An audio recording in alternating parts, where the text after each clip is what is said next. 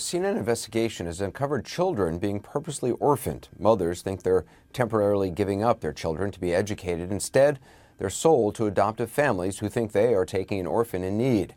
Randy Kay tonight has part one of our CNN exclusive investigation, Kids for Sale.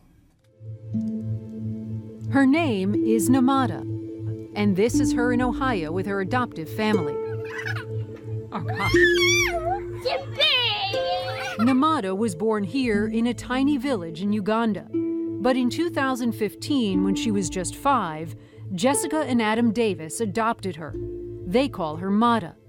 The Ohio couple already had 4 children of their own, but wanted to take in an orphan. In October 2014, they got the call from their adoption agency, European Adoption Consultants. What did they tell you when they called you about Mada? We were told her father was deceased, that she was being severely neglected at home, and her mother was leaving her open to abuse. Couldn't provide an education. Yeah, never had been in couldn't provide school. daily sustenance. They just kept saying this is a mother that does not want her child. So it was made clear to you that Mada's mother was relinquishing her, didn't want her. Oh, 100%. There's no question. No, not at all. In April 2015, the Davises flew to Uganda to meet Mada, their new daughter. She was in an orphanage, no toys, bars on the windows. The orphanage was called God's Mercy, and it was about 4 hours from Mada's village. By September 2015, Mada was in Ohio, bonding with her new siblings. But after about 6 months, as Mada's English started to improve, she opened up to Jessica Davis about her life in Uganda, and what she shared was alarming. Mada told Jessica that her biological mom was a really good mom who loved her. She even detailed how her mother there would walk her to school every day. Every single thing in that file and that we were told, aside from the file, she unraveled to be a lie. A lie? How could that be? Jessica alerted the U.S. State Department. What did you tell the State Department? Everything that she had told me, everything was not true. And it sounds like she has a mother out there that really loves her, and possibly a father. What were you afraid you'd find? That we had somehow participated in taking a child from a loving family. Yeah. Their fears would be realized. Jessica contacted an organization run by Karen Riley, who actually found Mada's biological mother in Uganda and arranged a video reunion. Why are you so excited, Mada? Because I get to talk to my mom. How nice. Are you happy? Yeah.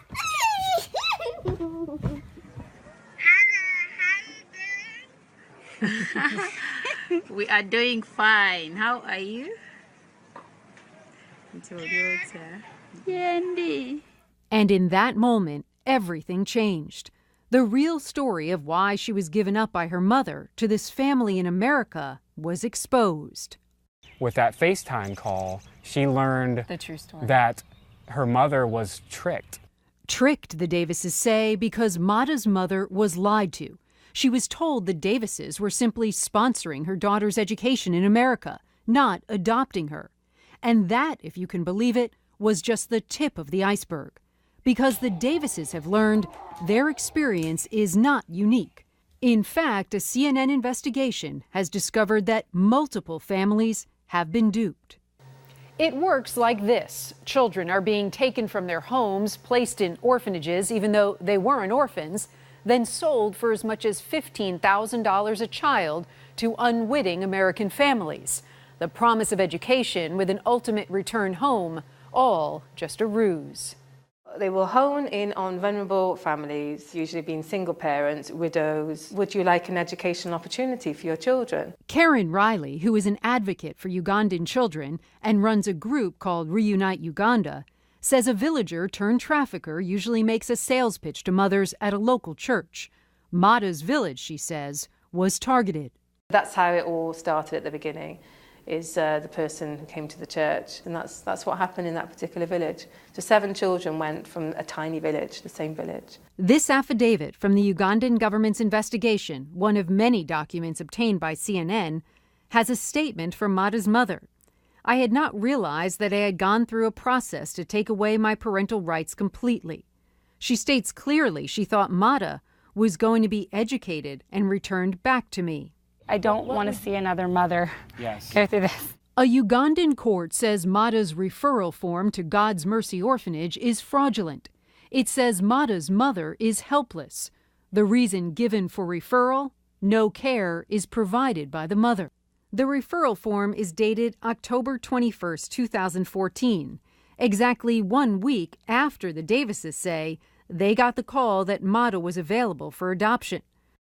At the time of that call, the Davises now believe Mata wasn't an orphan at all, but still living at home with a mother who loved her. If our child had been taken from us, we would want our child back. So the Davises did something remarkable. They filed paperwork to have the adoption vacated. They would take Mata back to her birth mother. Did you have the State Department's blessing? They were saying, you can just keep her if you want. I said to them, I didn't purchase her at Walmart. I don't know. Yes, you did. 1 year after they brought Mata home to Ohio, this. So, Mata, what's today? I'm going home. Are you excited? Yeah. Are you going to Uganda? Yeah. What's the first thing you're going to do when you see your mom? Hug her. Aw. Is this a long flight or a short flight? Long. After a 14-hour journey, Mata finally arrived home to her village. I love her.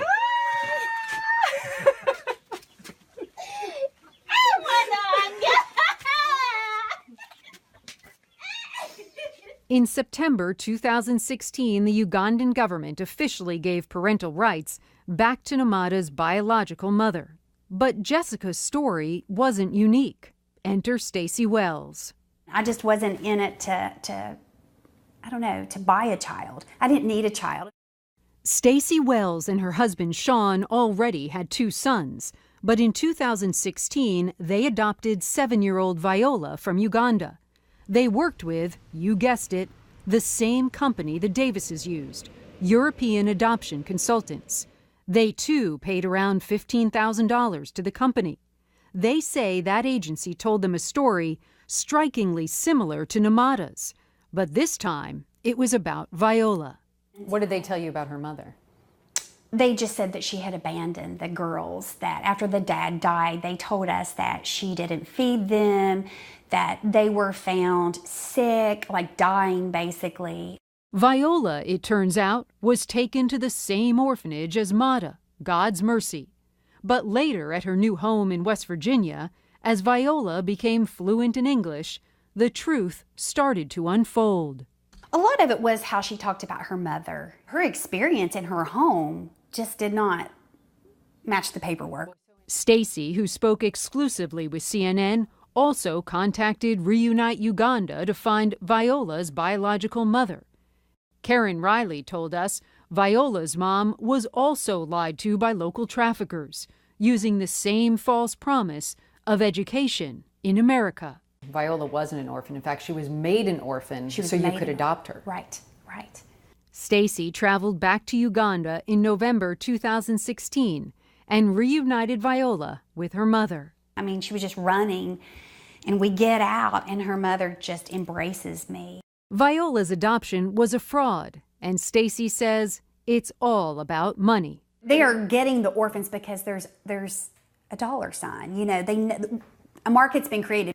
A market for children with a pipeline, it appears, back to the United States, which is where European Adoption Consultants is headquartered, and where we found the director of EAC's Africa Adoption Program. You helped organize the Uganda adoptions. No, there was people in Uganda that did it. I did not. Were these mothers lied to? No, absolutely not. Randy joins us now. I mean, the story, what happened to these families, the girl, it's obviously heartbreaking. How many families could be affected here? It's hard to say how many other families, Anderson, were misled or tricked, but we may have just scratched the surface, actually. We have been told about at least 2 other girls from Uganda. They're actually Viola's sisters who were adopted by American families, and so far those women have been unwilling to reunite the girls with their mother in Uganda. So you mentioned the orphanage where Mata and Viola were taken. Is that still open? The Ugandan government has told us, Anderson, that orphanage has actually been closed. They found that they were operating illegally, processing guardianship orders fraudulently, and yes, trafficking children. We weren't able to reach anyone from that orphanage to ask about this since it has been closed. But meanwhile, the FBI and the State Department have been investigating EAC and its ties to this alleged trafficking scheme. In fact, last year, the State Department debarred and shut down that adoption agency for 3 years after finding that EAC failed to adequately supervise its foreign country providers to ensure that they didn't engage in the sale, abduction, or trafficking of children. No charges have been filed against EAC, but the FBI told us the investigation is ongoing, Anderson.